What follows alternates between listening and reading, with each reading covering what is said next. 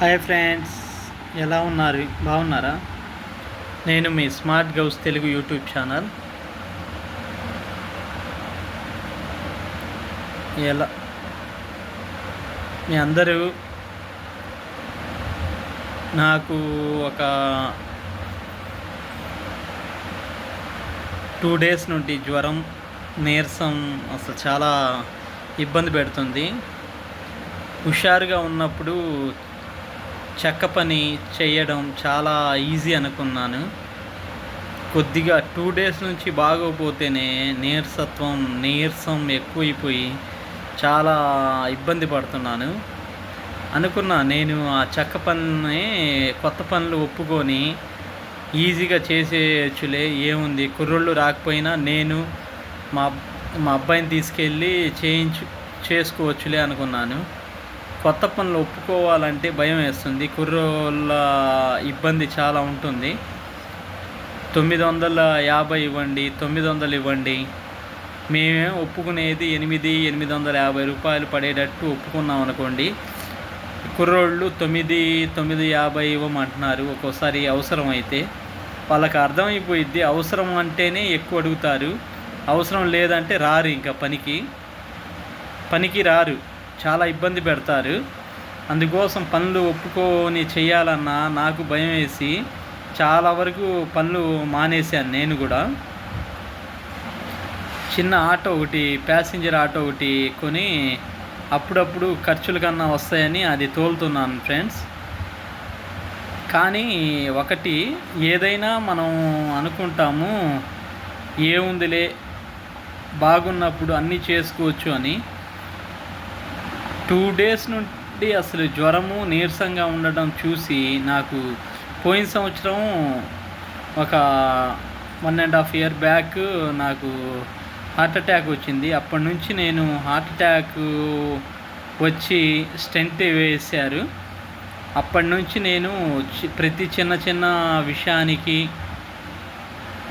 కొద్దిగా ఆందోళన చెందడం, ఏదో అయిపోతుందనే బాధ, మనసులో మనశ్శాంతి లేకపోవడం, అసలు ఏదో నాకేదైనా అయితే ఎట్లా, ఇంట్లో ఇబ్బంది కదా, పిల్లల చదువులు ఆగిపోతాయి ఎట్లా అని ఆలోచించడం, చాలా సఫర్గా అవుతున్నాను. కానీ ఒక మాట ఫ్రెండ్స్, ఏదైనా మనకు ఓపిక ఉన్నంతకాలమే సంపాదించాలి. ఓపిక అయిపోయాక సంపాదించాలంటే చాలా ఇబ్బందికరంగా ఉంటుంది.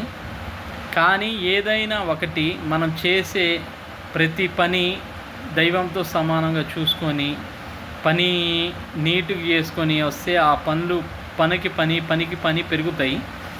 ఆ పని చేసేటప్పుడు కూడా కుర్రోళ్ళ చేత నీట్గా చేయించామనుకోండి, వాళ్ళే 4 పనులు ఇస్తారు.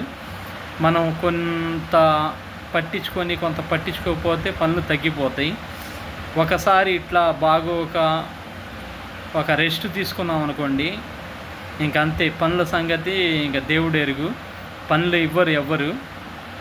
నాకు 3 months రెస్ట్ తీసుకున్నాను ఫ్రెండ్స్ స్టెంట్ వేసినప్పుడు. అప్పటి నుంచి పనులు చాలా తగ్గిపోయినాయి. ఉన్న పనులు కూడా చాలా ఇబ్బంది పడ్డాను. నేను కుర్రోళ్ళతో లాసు పడ్డాను, పనులు ఒప్పుకొని లాసు కూడా పడ్డాను. ఆ లాసులు పడినా నేను పట్టించుకోలేదు. నాకు కూలీ రాకపోయినా వాళ్ళ కూలి వస్తే చాలు అనుకున్నాను. నాకు మా ఫ్రెండ్స్ కొద్దిగా హెల్ప్ చేశారు, పనులు కూడా ఇచ్చారు. ఆ పనులు కూడా చేసి పెట్టాను. వాళ్ళకి తెలియదు కదా మనం ఎంత బాధపడి కుర్రోళ్ళ చేత చేయించుకున్నాము. వాళ్ళు మాకు చాలా హెల్ప్ చేశారు, ఫ్రెండ్స్ కూడా. కానీ ఒకటి ఫ్రెండ్స్, చాలా ఇబ్బంది పడినా నేను ఏ రోజు అధైర్యపడలేదు. దేవుడి దయ వలన నాకు ఏదైనా ఒక స్ట్రెంగ్త్ అని ఉంటే ఏ పనైనా చేస్తాను ఫ్రెండ్స్. నేను చెక్క పనిలో డోర్స్, విండోస్, దర్వాజాలు అన్నీ చేస్తాను. ఇప్పుడు ఓపిక లేక ఆటో వేస్తుంటే కొద్దిగా ఇదిగా ఉంది, బాధగా ఉంది. అయినా తప్పదు, ఆటో అయినా పనే కాబట్టి, వృత్తే కాబట్టి మనకు ఏది ఇచ్చినా దేవుడు మనకి దాంట్లో ఏంటంటే ఒక 900 వస్తాయి. దీంట్లో ఏంటంటే కొద్దిగా అవి ఇవి పోను కొద్దిగా తక్కువ వస్తాయి. పెట్రోలు, డీజిలు, పై ఖర్చులు, కేసులు రాస్తే ఆ డబ్బులు పోతాయి. అవన్నీ పోను, ఒక్కోసారి డబ్బులు రావు. అట్లా నేను పడ్డాను. అయినా ఏది ఇచ్చినా ఎంతైనా సరే ఓపిక ఉన్నప్పుడు సంపాదించుకోవాలి, లేమన్నప్పుడు కొద్దిగా ఇబ్బంది పడాలి. కానీ చిన్న చిన్న అప్పులు కాస్త పెరిగేటప్పటికి ఇప్పుడు చాలా ఇబ్బంది పడుతున్నాను ఫ్రెండ్స్. మీ అందరికీ చెప్పే సలహా ఒకటే ఫ్రెండ్స్, అందరూ నన్ను మన్నించి నా సలహా తీసుకోండి. ఓపిక ఉన్నప్పుడే మనం చేసే పనులు, దాపెట్టుకునే డబ్బులే రేపు రోజున మనకి పనికి వస్తాయి. ఇదొక్కటి గుర్తుపెట్టుకోండి. నా మంచి సలహా అనుకోండి, లేదా ఎందుకు వీడు వేస్ట్గా పెట్టాడు అనుకోవద్దు ఫ్రెండ్స్. ఇదేంటంటే ఓపిక ఉండాలి.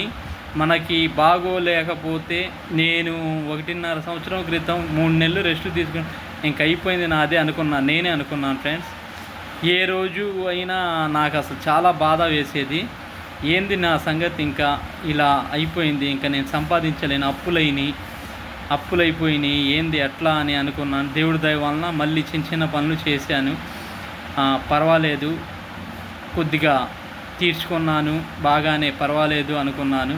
కానీ మళ్ళీ ఎప్పుడన్నా 2 డేస్ 3 డేస్ జ్వరాలు, ఏదైనా నీరసం అట్లా వస్తే మటుకి ఏదో పెద్దగా ఆలోచించాల్సి వస్తుంది. అందువలన ఓపిక ఉన్నన్నాళ్ళు సంపాదించండి, దాపెట్టుకోండి. డబ్బు చాలా విలువైనది. డబ్బుని దాపెట్టుకుంటే మనకి కష్టం వచ్చినప్పుడు మనకి కంపల్సరీగా ఆదుకునిద్ది.